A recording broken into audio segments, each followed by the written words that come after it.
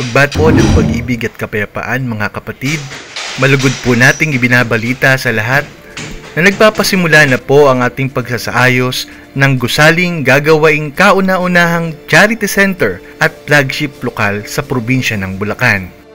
Masigla naman pong nakilahok sa gampaning ito ang ating mga kapatid na skilled workers at gayon din naman po ang mga volunteers mula sa iba't ibang dako ng munisipalidad ng Bulacan. Nakatutuwa namang pagmasdan ang mga kapatid sa matiyagang kooperasyon bilang pagtugon sa panawagang ito.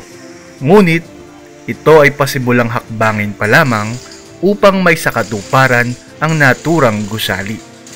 Kaya't mga kapatid, halina at magtulong-tulong po tayo upang mas mapabilis at mapagaan ang ating gampaning ito.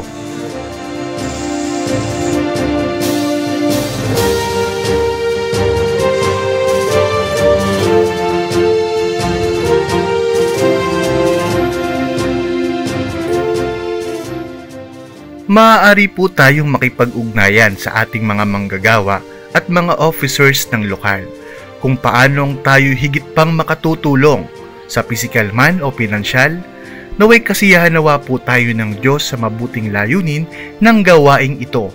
And to God be the glory.